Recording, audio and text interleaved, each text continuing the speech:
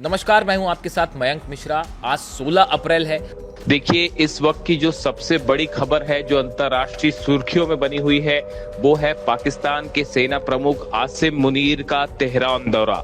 Asim Munir Tehran पहुंचे जहां उनकी ईरान के विदेश मंत्री अब्बास अराक्ची से मुलाकात हो चुकी है और बताया जा रहा है कि आसिम मुनीर की ईरान के नेताओं के साथ एक बड़ी बैठक हुई है। देखिए, ये बताया जा रहा है कि आसिम मुनीर डोनाल्ड ट्रंप का संदेशा लेकर तेहरान पहुंचे हैं, ईरान पहुंचे हैं और कोशिश ये है कि किसी भी तरह से ईरान को एक बार फिर बातचीत के लिए राजी किया जाए। बात नंबर 1।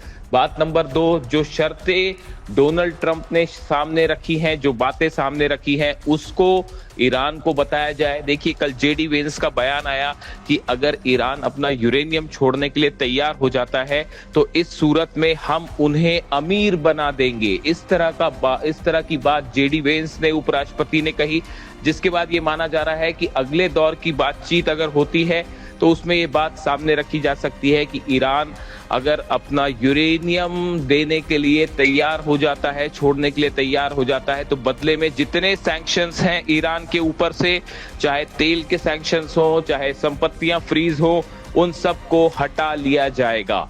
इस तरह की कोशिश अमेरिका के द्वारा हो रही है। लेकिन जो खबरें ईरान से आ रही हैं, ना तो ईरान की जनता और ना ही ईरान के नेता बातचीत के लिए तैयार है। इस वक्त जो हालात है वो ये बता रहे हैं कि जिस तरह से बार बार धोखे हुए, उसके बाद अब ईरान विश्वास नहीं करना चाह रहा अमेरिका पर। अब आसिम मुनीर क्या प्रपोजल लेके गए हैं और इसका क्या रिएक्शन ईरान की तरफ से आता है, ये स्थिति अगले कुछ घंटों में साफ हो जाएगी। गौर करने वाली बात यह भी है कि शहबाज शरीफ इस समय सऊदी अरब के दौरे पर है। यानी शहबाज शरीफ सऊदी अरब अगर गए हैं तो वो वहां से क्या बात करना चाहते हैं? क्या डोनाल्ड ट्रंप ने एक ही मैसेज सऊदी भी भिजवाया और वही मैसेज तेहरान भी भिजवाया गया है और एक बड़ी डील की कोशिश हो रही है जिसमें कई पक्ष शामिल हो सकते हैं। सऊदी को भी शामिल किया जाए, ईरान इन्वॉल्व होगा और उसके अलावा जो है वो ये कोशिश भी हो सकती है कि कई देशों के राष्ट्राध्यक्षों को इसमें शामिल करते हुए पाकिस्तान में अगले दौर की बातचीत हो। क्या ईरान के सुप्रीम लीडर अली खामेनेई साहब के हत्यारों से, उनके कातिलों से किसी तरह की बातचीत की जानी चाहिए? ये सवाल मैं आपसे पूछता हूं। मिनाब में 168 बच्चियों की हत्या कर दी गई। क्या उनके कातिलों से किसी तरह की बातचीत की जानी चाहिए? जो बार बार धोखा करते हैं बातचीत के नाम पर। 6 दौर की बातचीत हुई, उस दौरान इन्होंने हमला कर दिया, उसके बाद फिर से बातचीत होती है और उसके बाद लगातार उसमें धोखा मिलता है और साजिश मिलती है। क्या ऐसे हालात में ईरान को किसी भी तरह की कोई बातचीत करनी चाहिए? मैं ये सवाल आपसे पूछता हूं। अगर आप मेरी राय मांगे, किसी भी स्तर पर ईरान को कोई बातचीत करने की बिल्कुल जरूरत नहीं है। और खासकर इन हालात में जो कि डेवलपमेंट्स जो बता रहे हैं हॉर्मुज में, अमेरिका जिस तरह से अपने सोल्जर्स बढ़ा रहा है, जिस तरह से अपने वॉरशिप्स बढ़ाए जा रहे हैं, फाइटर जेट्स बढ़ाए जा रहे हैं, 10,000 से ज्यादा सैनिक वहां पे उतर चुके हैं आसपास के इलाकों में, इन हालात में बातचीत कैसे हो सकती है? आप लगातार ये खबरें सुन रहे होंगे कि पाकिस्तान में बातचीत की कोशिश हो रही है और हो भी रही है। पर्दे के पीछे बड़े तेजी के साथ डेवलपमेंट हो रहे हैं। कई देश ये कोशिश कर रहे हैं कि ईरान को एक बार फिर बातचीत के टेबल पर लाया जाए और बातचीत की जाए। डोनाल्ड ट्रंप लगातार ये कोशिश कर रहे हैं। तुर्की की तरफ से भी कोशिश हो रही है, सऊदी की तरफ से भी कोशिश हो रही है। कई देश, पाकिस्तान भी इस कोशिश में शामिल है कि किसी तरह से जो है ईरान के साथ एक बार फिर बातचीत शुरू हो ताकि हॉर्मुज का जो है वो ब्लॉकेट खुले। लेकिन सवाल ये है कि क्या ईरान को बातचीत करनी चाहिए? मैं इस सवाल पर फिर से आऊंगा, लेकिन मैं आपको कुछ डेवलपमेंट बताना चाहता हूं और इस सवाल का जवाब देने से पहले कुछ नए तथ्य, जो नए डेवलपमेंट हुए हैं पिछले 24 घंटे के, उस पर नजर डालना जरूरी है। तेहरान में एक बार फिर धमाके हुए हैं। 3 जगह पर तेहरान में धमाकों की खबरें सामने आई हैं। मैंने इन्हें फॉलो किया, इनका नेचर क्या था। देखिए, इमाम खामेनेई इलाके में जो है ये धमाके हुए हैं, जेहून इलाके में धमाके हुए हैं और जो बासिज फोर्स है उनके दफ्तर के आसपास ये धमाके किए गए। क्या ये सीज फायर का उल्लंघन नहीं है? क्या ये सीज फायर के नाम पर धोखा नहीं है? और ये तीनों के तीनों ब्लास्ट कार में आईडीज भरी हुई थी, बारूद भरा हुआ था, उससे डेटोनेट करके ये धमाके किए गए। क्या ये आतंकी हमला नहीं है? एक तरफ सीज फायर की बात हो रही है, उस बीच में अंदर ईरान में, तेहरान में ये धमाके होते हैं। ऐसे हालात में जब तेहरान में धमाके हो रहे हो तो बातचीत कैसे की जा सकती है? आप खुद सोचिए इस बात को। देखिए, इसके अलावा जो बड़े डेवलपमेंट है, पहले मैं उसकी बात करना चाहूँगा। इराक में सुलेमानिया इलाके में कुर्द ठिकानों पर ईरान की सेना ने जबरदस्त बमबारी की है, जिसका वीडियो भी सामने आया है। ड्रोन अटैक हुए हैं और कुर्द ठिकानों को निशाना बनाया गया है।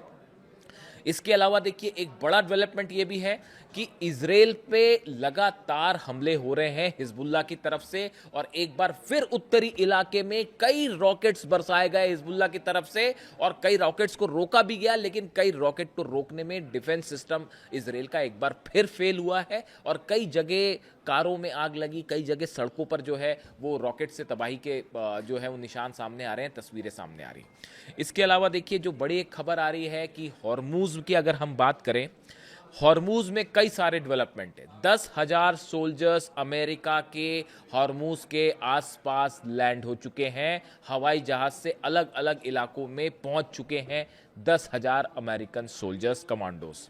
इसके अलावा बताया जा रहा है, जैसे आप जान ही रहे हैं कि ब्लॉकेड है वहाँ पे, 16-17 वॉरशिप्स है अमेरिका के जो घेर के खड़े हुए हैं। बताया ये जाता है कि 10 जहाज ऐसे हैं जिन्हें रोका गया है अमेरिकन नेवी के द्वारा पिछले 12 घंटे के अंदर। ये वो 10 जहाज हैं जो कि हॉर्मूज को क्रॉस करके अपने अपने देशों की तरफ आगे बढ़ रहे थे, जिसे अमेरिका की सेना ने रोक दिया। इसमें चीन के भी कुछ जहाज हैं। देखिए, चीन के कल खबर थी कि चीन के कुछ जहाज़ों ने इस अमेरिका के ब्लॉकेट को तोड़ा और आगे बढ़ गए, लेकिन उसके बाद खबर आई है कि चीन के कुछ जहाज़ों को रोका भी गया है।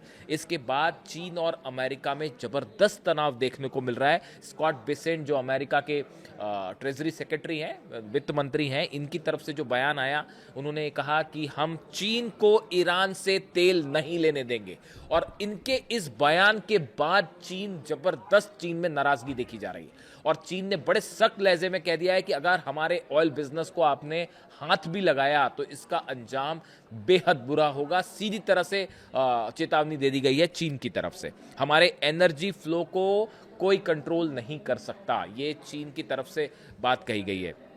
देखिए, इसके साथ ही चीन की तरफ से एक और बड़ी बात कही गई है यूएई से कहा गया है कि ईरान के खिलाफ किसी भी तरह की साजिश का हिस्सा यूएई ना बने।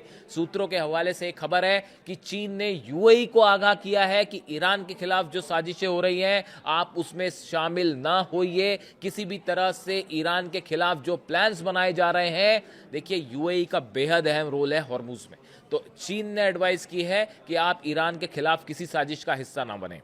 इसके साथ ही देखिए, जो बड़े डेवलपमेंट हैं वो ये है, एक वीडियो रिलीज किया गया है आईआरजीसी की तरफ से, ईरान की सेना की तरफ से। ईरान की सेना की तरफ से ये कहा गया है, हम एक बड़ी जंग के लिए तैयार हैं।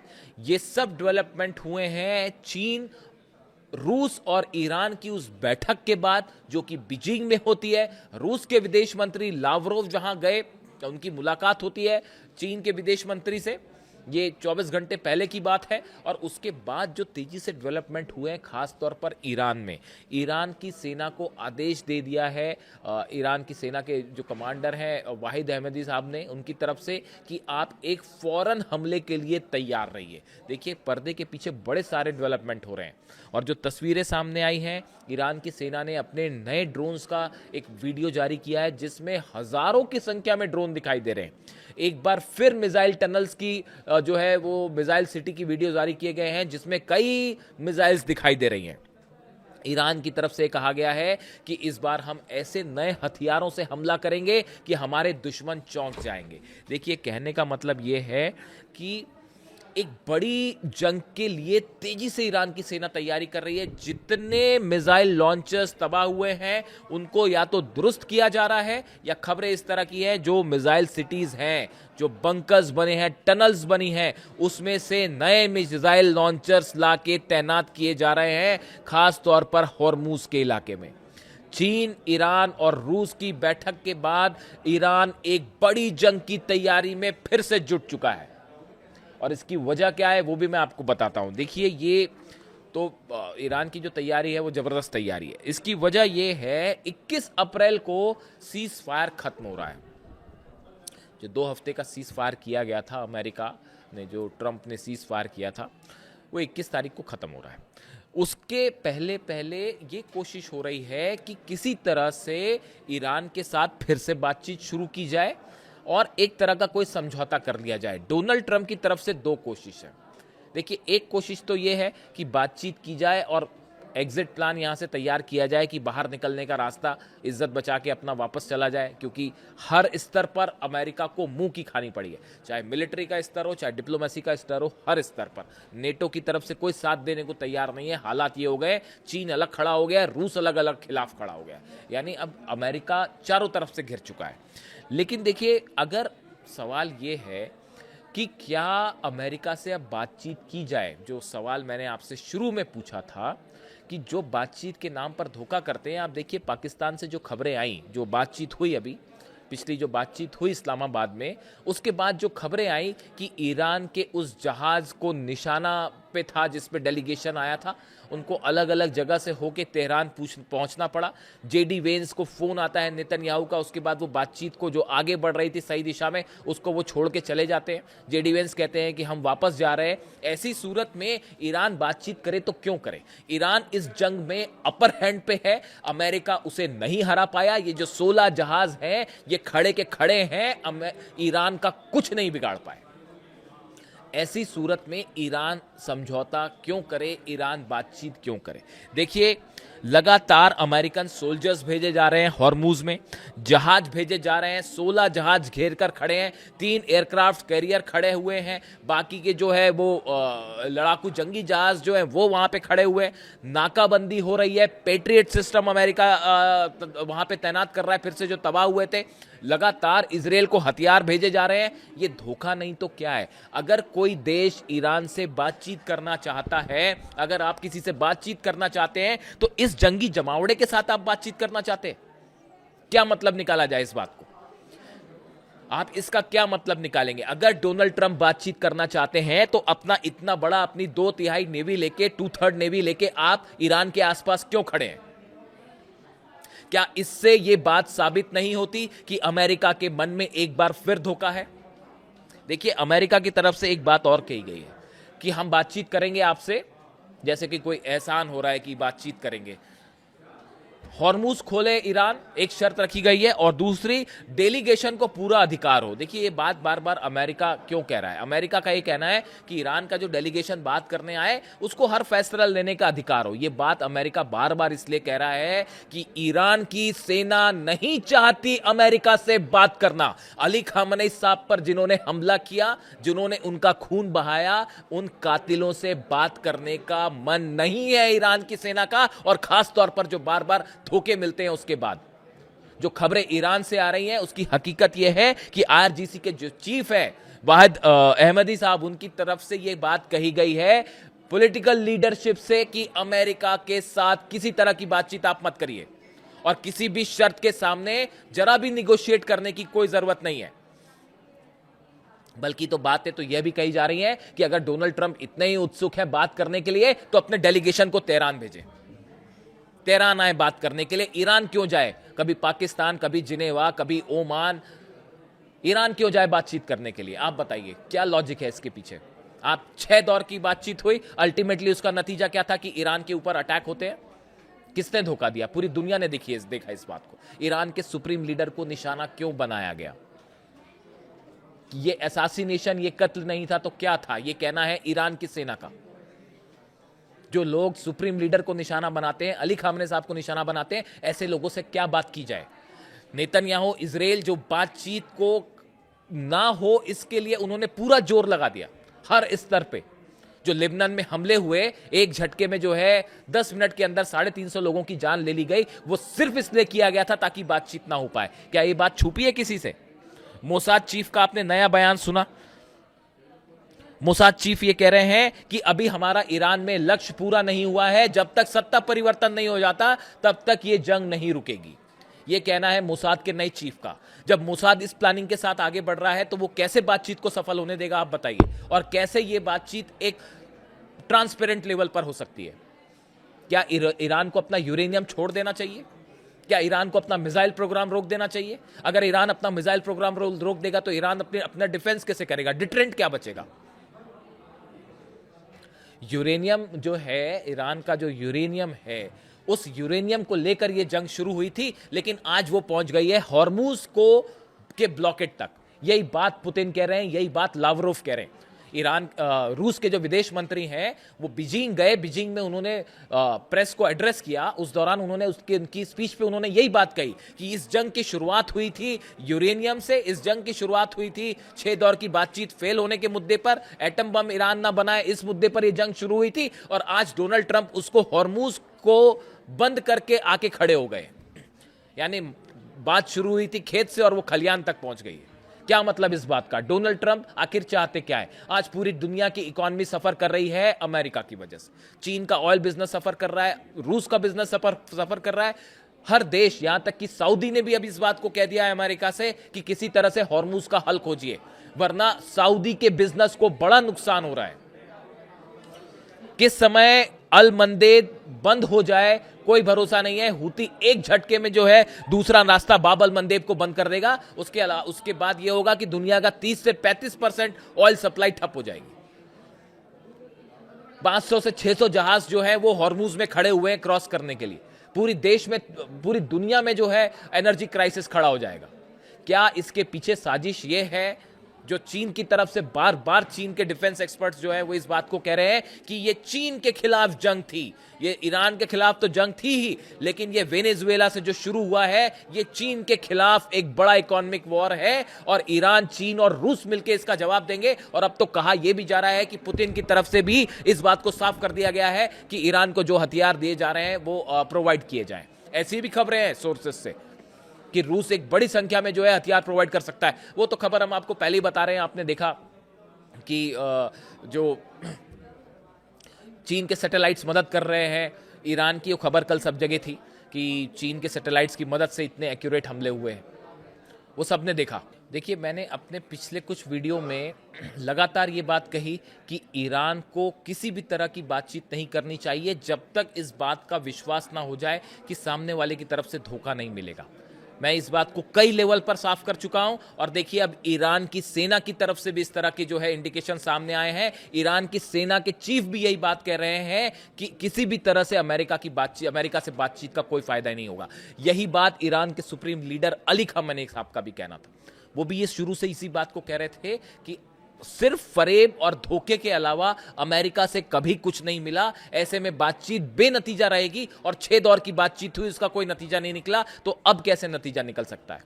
सोशल मीडिया में उन खबरों को आपने देखा ही होगा जिनका कोई सिर पैर नहीं था कि डोनाल्ड ट्रंप पाकिस्तान आ सकते हैं। खबरें तो ये भी थी कि एर्दोगान भी पाकिस्तान आ सकते हैं। खबरें ये भी चल रही हैं कि मोहम्मद बिन सलमान जो है वो भी पाकिस्तान आ सकते हैं, और ईरान के राष्ट्रपति को भी पाकिस्तान बुलाने की बात चल रही है। इस तरह की खबरें सोशल मीडिया में आप देख सकते हैं। तमाम खबरें जो है आप देख सकते हैं अलग अलग वेबसाइट्स पे। क्यों ना ईरान ये शर्त रखे कि भाई बातचीत करना है तो डेलीगेशन तेहरान आए, हम कहीं नहीं जाएंगे बातचीत करने के लिए। क्यों ना ईरान इस शर्त को सामने रखे। देखिए, मेरी व्यक्तिगत राय ये भी है, ईरान को मेरे से कई बार पूछा जाता है कि ईरान को क्या करना चाहिए डिप्लोमेसी के स्तर पर। देखिए, मैं तो डिप्लोमेसी का एक स्टूडेंट रहा हूं, तो मैं अपने हिसाब से अपना विचार सामने रखता हूं। ईरान को एक बड़ी प्रेस कॉन्फ्रेंस करनी चाहिए तेहरान में, जिसमें उनके राष्ट्रपति शामिल हों, तमाम मंत्री शामिल हों, IRGC के अधिकारी शामिल हों, और सबसे पहले ईरान अपनी जीत का ऐलान करे। ये घोषणा करे कि ये 40 दिन की ये जो जंग हुई, ये जंग हमने जीती है, हमने अमेरिका को हराया, कहां कहां बेस तबाह किए गए हैं उसकी पूरी जानकारी दे, अपनी जीत का ऐलान करें।